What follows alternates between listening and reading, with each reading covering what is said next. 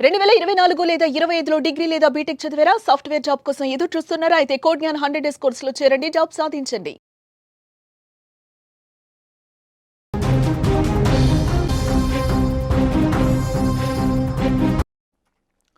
దేశవ్యాప్తంగా సంచలనం సృష్టించిన హనీమూన్ హత్య కేసులో దర్యాప్తు ముమ్మరంగా సాగుతోంది. ఈ క్రమంలో రోజుకో కొత్త విషయం వెలుగులోకి వస్తోంది. తాజాగా ఈ కేసులో మరో కొత్త పేరు తెరపైకి వచ్చింది. అదే సంజయ్ వర్మ అనే పేరు. సంజయ్ వర్మ అనే వ్యక్తితో సోనం మార్చి 1 నుంచి 25 మధ్య 119 ఫోన్ కాల్స్ మాట్లాడినట్టు అధికారులు తెలిపారు. ప్రస్తుతం అతడి ఫోన్ స్విచ్ ఆఫ్ వస్తుండడంతో రాజా రఘువంశీ హత్య కేసులో అతడి ప్రమేయం ఏమైనా ఉందా అనే అనుమానాలు కలుగుతున్నాయి. పోలీసుల కోణంలో దర్యాప్తు చేస్తున్నారు. ఇంతకీ సంజయ్ వర్మ ఎవరు? అతనికి సోనంకు ఉన్న సంబంధం ఏమిటి? అతనికి పదే పదే ఎందుకు కాల్స్ చేసింది సోనం? రఘువంశీ కేసులో సంజయ్ వర్మ పాత్ర ఉందా? ఇదిగో ఇప్పుడు ఇదే పోలీసులకు అంతు చిక్కని ప్రశ్నగా మిగిలింది. ఇకపోతే ఈ కేసులో సోనం తల్లిదండ్రులు, కుటుంబ సభ్యులకు నార్కో టెస్టులు చేయాలని ఇటీవల మృతుడి సహోదరుడు పోలీసులను కోరాడు. ముందుగా తన సోదరుడిని హత్య చేసిన వారు కిరాయి గుండాలని చెప్పినప్పటికీ తర్వాత దర్యాప్తులో వారు సోనం ప్రియుడి స్నేహితులని తెలిసిందని అన్నాడు. అదేవిధంగా ఈ ఘటనలో మరింత మంది ప్రమేయం ఉండొచ్చని అనుమానం వ్యక్తం చేశాడు. ఈ కేసులో మరిన్ని విషయాలు తెలుసుకోవాలంటే సోనం తల్లిదండ్రులు, ఇతర కుటుంబ సభ్యులకు నార్కో అనాలిసిస్ టెస్టులు చేయాలని డిమాండ్ చేశాడు. దీంతో ఈ కేసులో నిందితులకు ఇంకెవరైనా సహకరించి ఉంటారా అనే కోణంలోనూ పోలీసులు దర్యాప్తు చేస్తున్నారు. మరోపక్క ఈ కేసులో ప్రధాన నిందితురాలు సోనం సహా మిగతా నలుగురిని పోలీసులు సొహరాలోని ఈస్ట్ కాశీ హిల్స్ ప్రాంతానికి తీసుకువెళ్లి నేరం జరిగిన విధానాన్ని రీకన్స్ట్రక్షన్ చేశారు. సొహరాలోని ఒక నిర్మానుష్య ప్రాంతంలో ఉన్న వాహన పార్కింగ్ ప్రదేశంతో పాటు జలపాతం ఉన్న ఎత్తైన లోయ వద్దకు కూడా నిందితులను తీసుకెళ్లారు. రఘువంశీపై నిందితులు దాడి చేయగానే సోనం అక్కడి నుంచి పారిపోయిందని, అతడు చనిపోయిన తర్వాత మళ్ళీ ఘటనా స్థలానికి వచ్చి మృతదేహాన్ని జలపాతం వద్ద పడేయడానికి సహకరించిందని అధికారులు తెలిపారు. ఈ కేసును ఆర్థిక కోణంలోనూ సిట్ విచారిస్తోంది. పెళ్లైన కొన్ని రోజులకే భర్త రాజా రఘువంశీపై సోనం ఎందుకంత ద్వేషం పెంచుకొని హత్య చేసిందనే విషయాలపై దృష్టి పెట్టినట్లు అధికారులు పేర్కొన్నారు. మొత్తానికి హనీమూన్ మర్డర్ కేసులో కీలక ట్విస్టులతో క్రైమ్ థ్రిల్లర్ని తలపిస్తోంది ఈ స్టోరీ. సోనం ఎందుకు? ఎవరి సంజయ్? ఇప్పుడు సంజయ్ అనే వ్యక్తి ఎవరు అనేది ఇప్పుడు పోలీసుల ముందున్న అతిపెద్ద ప్రశ్నగా మారుతోంది. ప్రస్తుతానికి సంజయ్ ఫోన్ స్విచ్ ఆఫ్ చేసినట్టుగా కనిపిస్తోంది. సంజయ్ ఎక్కడున్నారు? ఎవరి సంజయ్? మార్చ్ 1 నుంచి మే 1 నుంచి 25వ తారీఖు వరకు సంజయ్కి ఎందుకు వరుసగా ఫోన్ కాల్స్ చేసింది? ఈ 119 సార్లు ఫోన్ చేయాల్సిన అవసరం ఎందుకు వచ్చింది అనేది ఇప్పుడు అతిపెద్ద ప్రశ్నగా మారుతోంది.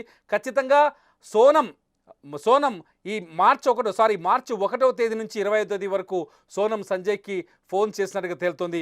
ఈ సోనంకి సంజయ్కి ఏదైనా సంబంధం ఉందా అనే ప్రశ్న ఇక్కడ తలెత్తుంది. నిజానికి ఈ హత్య కేసులో రాజ్ కుష్వానే సోనం ప్రియుడని తెలుస్తోంది. రఘువంశీ హత్య కేసులో రాజ్ కుష్వా కీలక పాత్ర బయటపడింది. రాజ్ కుష్వా తీసుకొచ్చిన కిరాయి హంతకులే రఘువంశీని మేఘాలయలో హత్య చేశారు, కాశీ హిల్స్లో. అయితే ఇప్పుడు రాజ్ కుష్వానే ఆమెని కాపాడడానికి ప్రయత్నం చేశాడు.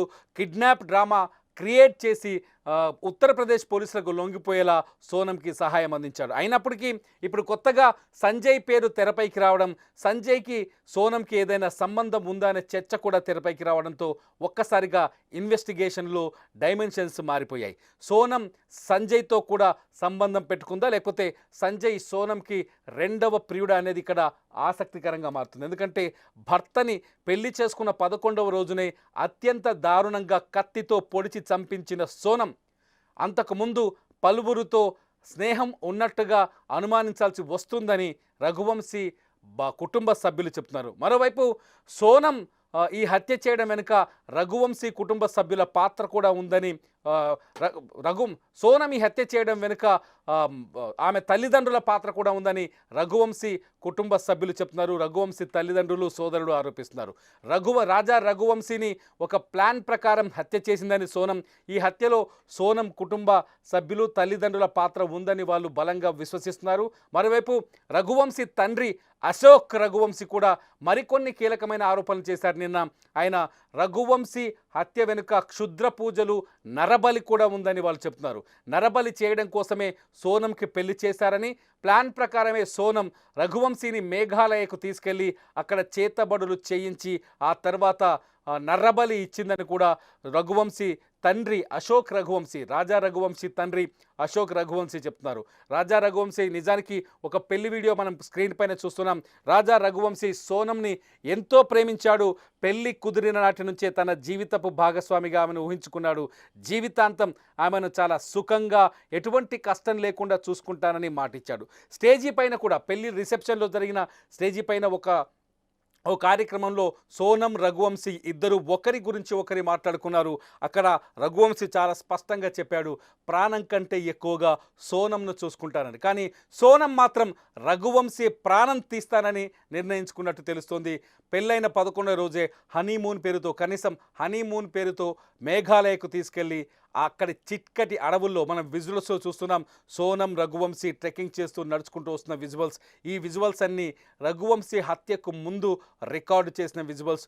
సోనం రఘువంశీ ఇద్దరు అడవుల్లో తిరుగుతున్న సమయంలో వాళ్ళు రికార్డ్ చేసుకున్న విజువల్స్. ఈ విజువల్స్ ఇప్పుడిప్పుడే తెరపైకి వస్తున్నాయి. ట్రెక్కింగ్కి వెళ్ళేటప్పుడు అక్కడ సోనంని రఘువంశీని మనం గమనించవచ్చు. ట్రెక్కింగ్స్కి వెళ్లే ముందు హోటల్ ముందు సోనం రఘువంశీ స్కూటీ పైన వెళ్ళిన వీడియోని కూడా చూడొచ్చు.